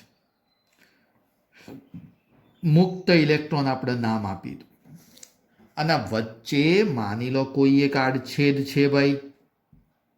હવે ધ્યાન આપજો, આમાં થશે શું? જ્યારે મિત્ર કોઈ પણ વાહક એટલે કે માની લો એક તાંબાનો વાયર, એની અંદર મિત્ર ઇલેક્ટ્રોન શું કરે કહું? મુક્ત છે, અને મુક્ત હોય તો અસ્તવ્યસ્ત ગતિ કરે. વિદ્યાર્થી કે સાહેબ અસ્તવ્યસ્ત ગતિ કરશે, અને ગતિ કરશે તો પ્રવાહ મને ના મળે? ના, પ્રવાહ ના મળે. સાહેબ તમે તો બોલો છો ઇલેક્ટ્રોન ગતિ કરે, ઇલેક્ટ્રોન ગતિ કરે છતાં પ્રવાહ અહીંયા નહીં મળે. એનું કારણ બોલું છું. માની લો આડછેદમાંથી આ ડાબીથી જમણી બાજુ આમ ગતિ કરતા કરતા માની લો 3 ઇલેક્ટ્રોન આ બાજુ ગયા. અસ્તવ્યસ્ત ગતિ થઈ તો 3 ઇલેક્ટ્રોન આ બાજુ જાય છે. તો એવી જ રીતે આ જમણી બાજુ પણ ઇલેક્ટ્રોન હતા, એ પણ અસ્તવ્યસ્ત ગતિ કરી અને મિત્ર એ આડછેદમાંથી પસાર થઈને ડાબી બાજુ આવી જાય છે. એટલે કે 3 ઇલેક્ટ્રોન ડાબીથી જમણી બાજુ ગયા, તો 3 ઇલેક્ટ્રોન જમણીથી ડાબી બાજુ આવી ગયા. તો આ આડછેદમાંથી પસાર થતો કુલ વિદ્યુત ભાર, બકા આડછેદમાંથી પસાર થતો કુલ વિદ્યુત ભાર કેટલો બની ગયો? 0. કેમ બકા 0? કારણ કે 3 ડાબીથી જમણી બાજુ ગયા તો એટલા ને એટલા જમણીથી ડાબી બાજુ આવી ગયા. તો આડછેદમાંથી પસાર થતો ચોખ્ખો વિદ્યુત ભાર એટલે કુલ વિદ્યુત ભાર કેવો બનશે? 0. અને જો એ 0 બને તો એટલે વિદ્યુત ભાર જ પસાર ના થાય તો પ્રવાહ કેવો બની જાય? 0. એટલે આ પરિસ્થિતિમાં કોઈ પ્રવાહ મને મળે નહીં. તો કોઈ વિદ્યાર્થી કહેશે સાહેબ પ્રવાહ કઈ રીતે મળે? તો હવે ધ્યાન આપ. માની લો આડછેદ એના એ જ, આ એના એ જ આડછેદ કહી દઉં છું, ધ્યાનથી જોજો બગા. હા, હવે હું કહી દઉં આ બાજુ પ્લસ છેડો છે, આ બાજુ મિત્ર, અને આ માઇનસ. તો કહેવાનો મતલબ આ પ્લસ થી માઇનસ તમે શું લાગુ પાડ્યું? વિદ્યુત ક્ષેત્ર લાગુ પાડ્યું. વિદ્યુત ક્ષેત્ર લાગુ પાડ્યું. અહીંયા આડછેદ હતો. જો મિત્ર હું આ ત્રુટક પોઈન્ટ વડે દર્શાવ. હવે થશે શું? તો આ પોઝિટિવ છેડો છે, તો આ બાજુ મિત્ર જે ઇલેક્ટ્રોન હતા ને એ ઇલેક્ટ્રોન આ ડાબી બાજુ આમ ગતિ કરશે. હા, જો ઇલેક્ટ્રોન ડાબી બાજુ ખસવા માંડે. કોઈ ઇલેક્ટ્રોન જમણી બાજુ ના જઈ શકે. કેમ બકા ના જઈ શકે? કારણ કે એ પણ પોઝિટિવ બાજુ ખેંચાય. આ બાદ તો અપાકર્ષણ થાય એટલે આ બાજુના જે ઇલેક્ટ્રોન હતા એ ઓલરેડી આ બાજુ જ ગતિ કરશે. ટૂંકમાં બોલું તો બધા ઇલેક્ટ્રોન એક જ દિશામાં ગતિ કરવા માંડ્યા, જમણીથી ડાબી બાજુ.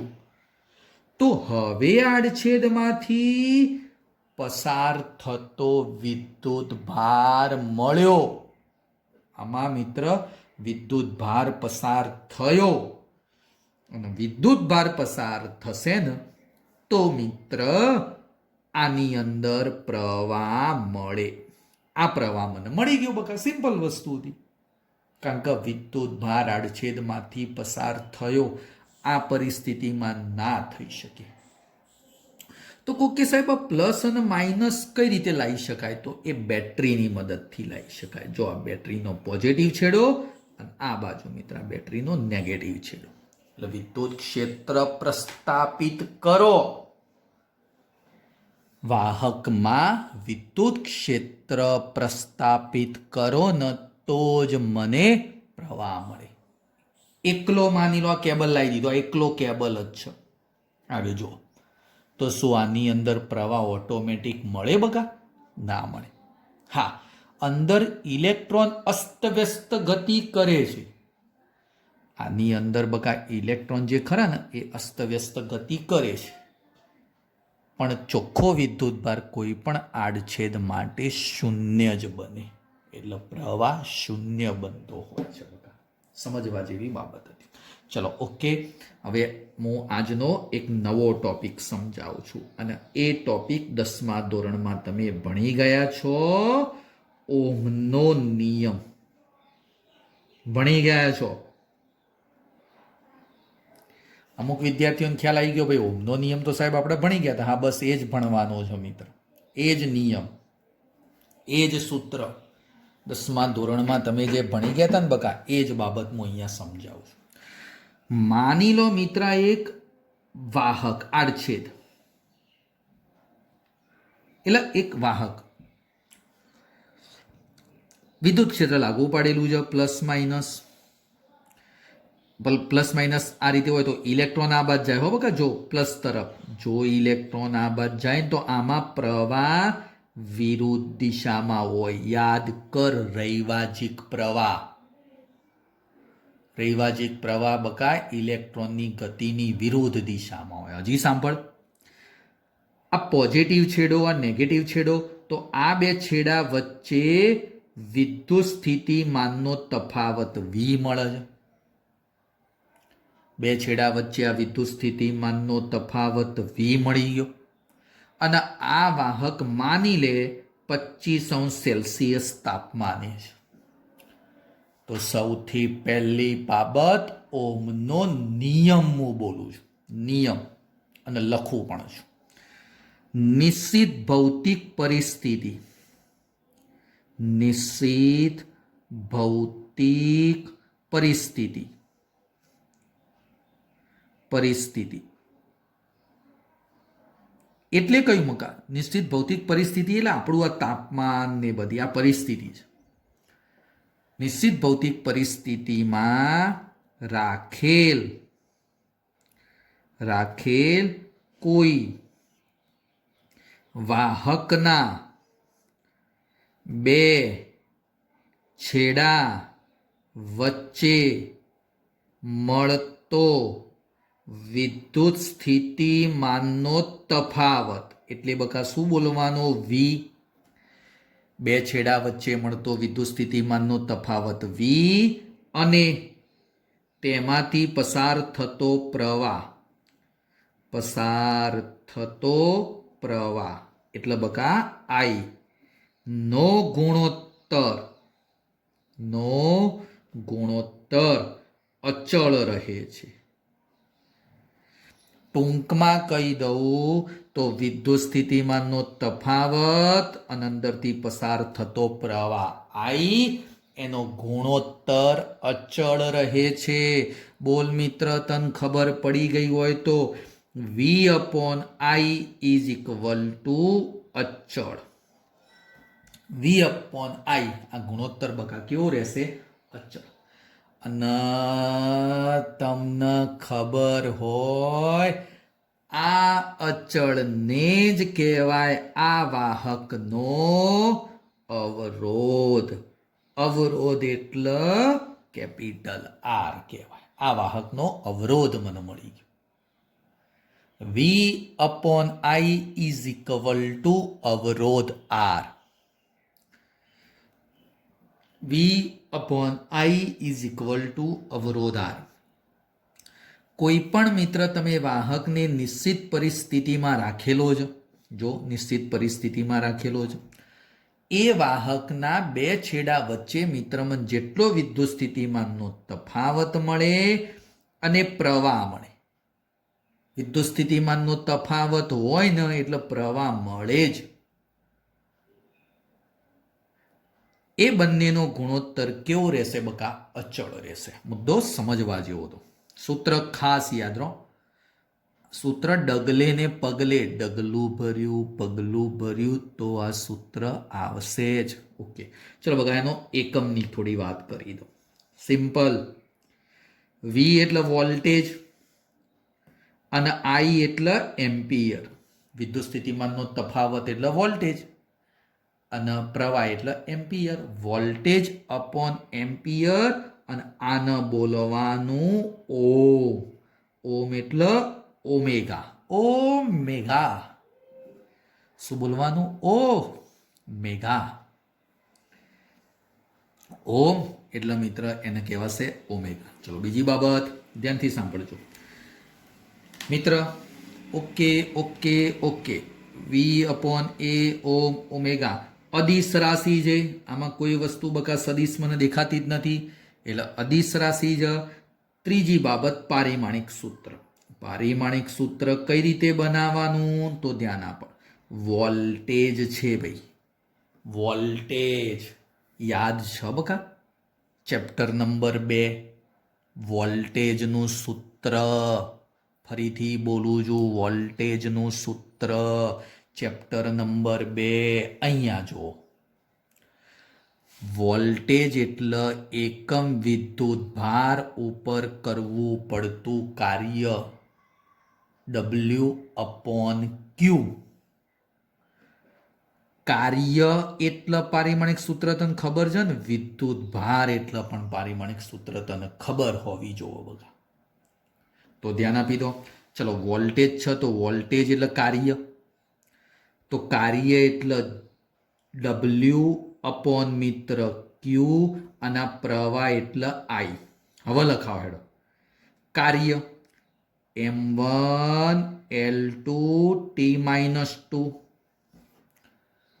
Q A1 T T1 વિદ્યુત ભારનું બકા A1 T1 અને પ્રવાહનું A1.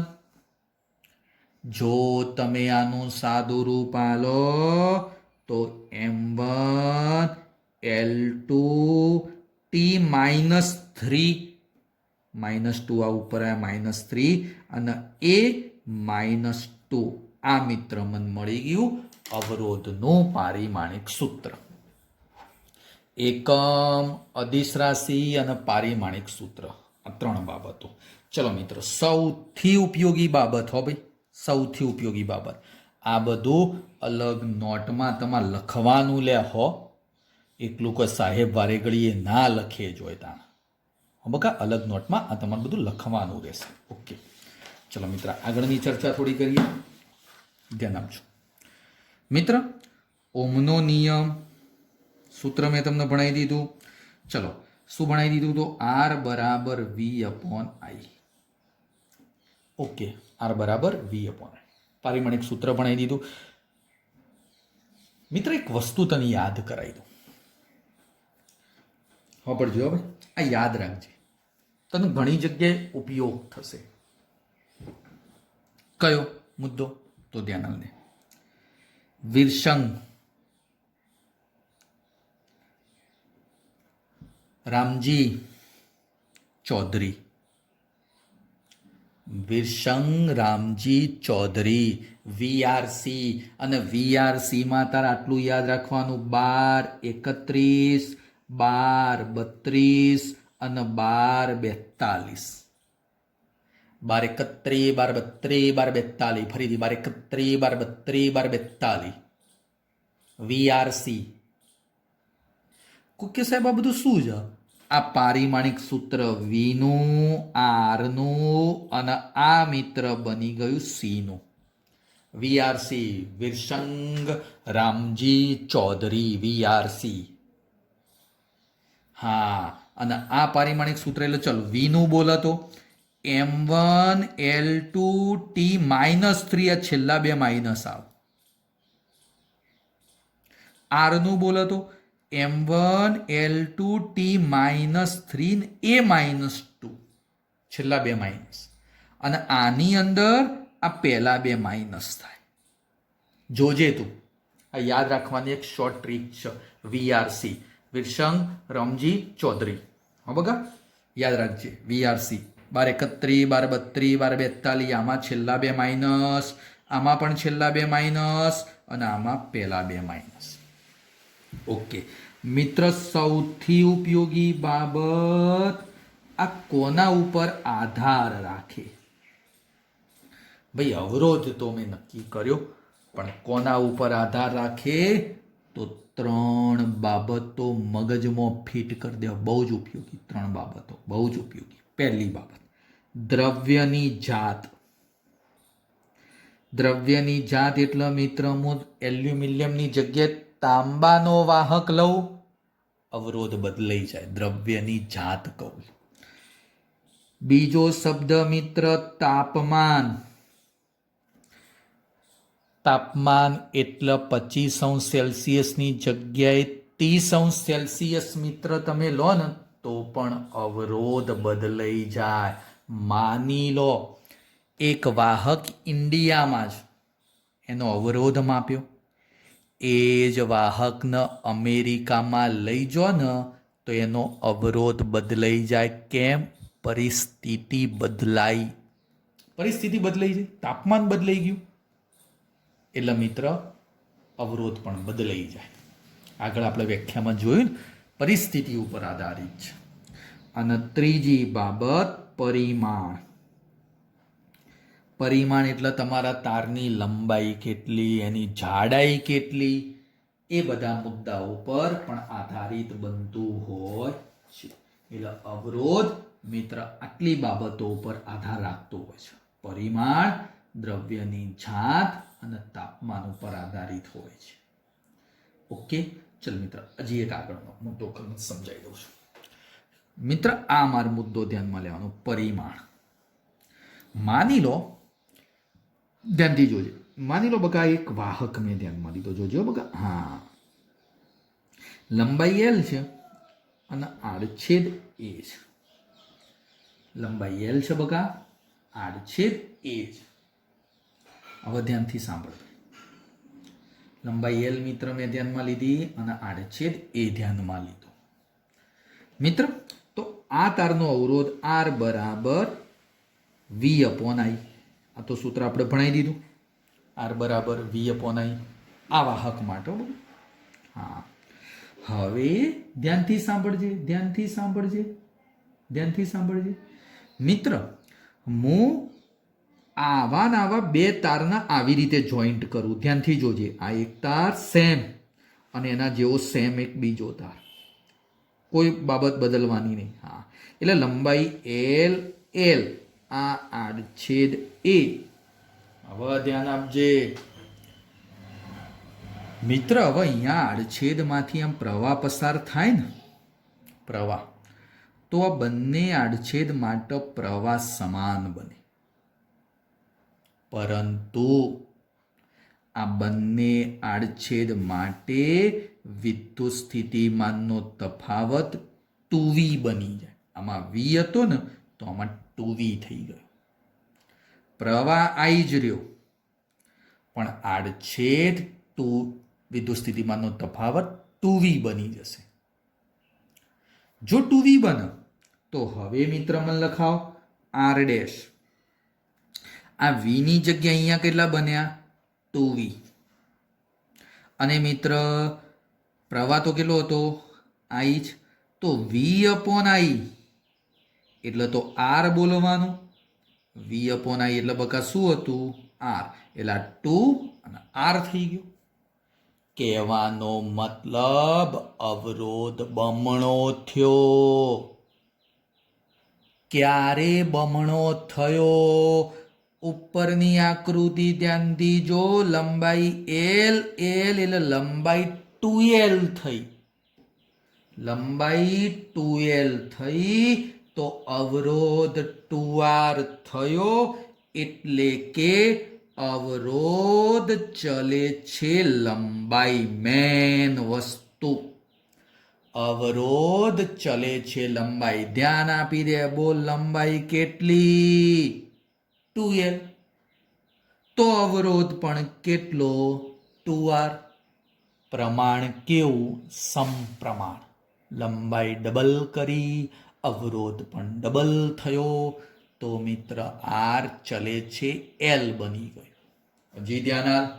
બીજો એક મુદ્દો ધ્યાનમાં લો. જોજે હો બકા, બહુ બધું જોવા જેવું છે. એક આડછેદ આપણો જે હતો એના જેવો જ જોજો. હા સાહેબ, એના જેવો જ આડછેદ. અને બીજો આડછેદ એટલે આપણા માટે વાહક. હા, બીજો એક વાહક સેમ એના જેમ પણ નીચે રાખ્યો. લંબાઈ એલ. પ્રવાહ આમ જાય છે બકા, આમથી આમ જાય પ્રવાહ. હવે ધ્યાન આપજે મિત્ર. મને એમ કહેજે લે, મને એમ કે આ આડછેદ હતો ને ભાઈ. હા, હવે અહીંયાથી જે પ્રવાહ જતો હતો તો એ આડછેદ હોય ને તો પ્રવાહ આવી જાય તો આમાંય પ્રવાહ મિત્ર કેટલો જશે? આવી જશે. એટલે કે ટોટલ પ્રવાહ આની અંદર 2i જશે. કારણ કે એ આડછેદ માટે પ્રવાહ કેટલો અંદર જતો હતો? i. આમાંથી આ બાદ પ્રવાહ જાય પણ એ આડછેદ તો પ્રવાહ i. આ બીજો આડછેદ તો પ્રવાહ i. એટલે ટોટલ પ્રવાહ કેટલો ગયો? 2i. તો આના બે છેડા વચ્ચે વિદ્યુત સ્થિતિમાનનો તફાવત v. એલ લંબાઈ હોય ને તો બે છેડા વચ્ચે વિદ્યુત સ્થિતિમાનનો તફાવત કેટલો? તો v. તો આમાં એલ લંબાઈ, વિદ્યુત સ્થિતિમાનનો તફાવત v જ બને. તો ચલો આની અંદર મિત્ર મને અવરોધ કેટલો મળ્યો? તો r ડેશ બરાબર લખાવ. r ડેશ બરાબર વિદ્યુત સ્થિતિમાનનો તફાવત v પણ પ્રવાહ 2i. પ્રવાહ 2i અને v અપોન i એટલે તો અવરોધ થઈ જાય. આપણો અવરોધ v અપોન i એટલે r છે. તો r અને ભાગ્યા 2. હા સાહેબ, થયું શું? સાહેબ શું થયું અહીંયા? મને તો કોઈ ખબર ના પડી. હા બકા, આ v અપોન i જજો. આ v અપોન i એને તો આપણે અવરોધ કહી દીધેલો હતો અને ભાગ્યા 2 તો નીચે દેખાતા હતા જ. એટલે હું બોલું છું હોભળ. આ આડછેદ હે ને મિત્ર ડબલ કર્યો. આડછેદ કેટલો કર્યો? 2a કર્યો. તો અવરોધ કેવો થયો? અડધો થયો. આડછેદ બમણો તો અવરોધ અડધો, એટલે કે અવરોધ આડછેદના વ્યસ્ત પ્રમાણમાં બને. અવરોધ આડછેદના વ્યસ્ત પ્રમાણમાં બને. અવરોધ આડછેદના વ્યસ્ત પ્રમાણમાં બને. સમજવા જેવી બાબત આવી ગઈ. એટલે કે અવરોધ બે બાબતો ઉપર આધારિત થયો. લંબાઈના સમપ્રમાણમાં, આડછેદના વ્યસ્ત પ્રમાણમાં. એટલે જો બકા પરિમાણ, પરિમાણ એટલે લંબાઈ, પહોળાઈ, જાડાઈ ને એવું બધું કહેવાય. એટલે કે અવરોધ લંબાઈ વધારો તો વધે અને અવરોધ મિત્ર આડછેદ વધારો તો ઘટે. કોઈ વિદ્યાર્થી કહેશે સાહેબ કઈ રીતે? જો માની લો એક વાયર આ રીતે, આ જો એક પેન એટલે એક વાયર સમજી લે, અને બીજી એક પેન આ રીતે મૂકી દીધી. જો બોલ લંબાઈ કેવી થઈ ગઈ? બમણી થઈ ગઈ. તો અવરોધ પણ મિત્ર આમ પ્રવાહ જવા માટે અવરોધ કેવો થાય? વધી જાય. કારણ કે ડબલ અંતર કાપવાનું અવરોધ વધી જશે. પણ મિત્ર ધ્યાન આપી દે, હા આ રીતે મૂકી દઉં આ રીતે મૂકી દો તો અહીંયા પ્રવાહ જવા માટે વધારે આડછેદ થયો, અને આડછેદ વધી જશે ને તો અવરોધ ઘટી જશે. આડછેદના વ્યસ્ત પ્રમાણમાં અને લંબાઈના સમપ્રમાણમાં બનતો. બે વસ્તુ મગજમાં ઉતારી દે ભાઈ હો, પછી હું પાછળથી નહીં કહું તને. ઓકે સાહેબ, હવે આ બેઓને ભેગું કરીએ તો શું થાય? જોજે એક સૂત્ર બની જશે. આ બેઓને ભેગું કરો તો આર ચલે છે એલ, આર ચલે છે 1/a, ભેગું કર્યું તો આર ચલે છે L/a. આર ચલે છે બગા શું કરી દીધું? L/a. ચલે છે કાઢી નાખ, ચલે છે કાઢી નાખ્યું તો બરાબર. અને આ અચળાંક મૂકી દીધો રો, L/a. બહુ જ ઉપયોગી સૂત્ર. હા, બહુ જ ઉપયોગી સૂત્ર. આર બરાબર રો L/a. રોને કહેવામાં આવે વિશિષ્ટ અવરોધ, અથવા એને બોલાય અવરોધકતા. વિશિષ્ટ અવરોધ અથવા તો અવરોધકતા કહેવાય. વિશિષ્ટ અવરોધ અથવા તો અવરોધકતા કહેવાય. બોલ મિત્ર, બોર્ડ ઉપર તને બધું દેખાય છે? બધી વસ્તુ મેં કીધું ભાઈ કોના ઉપર આધાર રાખ? પરિમાણ. તો પરિમાણ માટે મેં આર ચલે છે એલ લીધું, આર ચલે છે 1/a લીધું, બંને ભેગા કરી દીધા તો આર બરાબર રો L/a. અને રોનું નામ આપી દીધું અવરોધકતા. અવરોધ અને અવરોધકતા. અવરોધ એટલે આર, અવરોધકતા એટલે બકા. હવે આ અવરોધકતાનો ટોપિક આપણે નેક્સ્ટ લેક્ચરની અંદર સરસ રીતે સમજાવવાનો છે. અવરોધકતા બહુ જ ઉપયોગી વસ્તુ છે બકા. તો નેક્સ્ટ લેક્ચરની અંદર આપણે અવરોધકતા સમજાવીશું. ઓકે બકા, આજે આટલા સુધી. ના ખબર પડે તો કહેતા રહેવાનું ફોન કરીને અથવા વોટ્સઅપ દ્વારા, અને સમજતા રહેવાનું. અલગ નોટ બનાવીને આ મુદ્દાઓ એની અંદર લખવાના. Okay, good bye.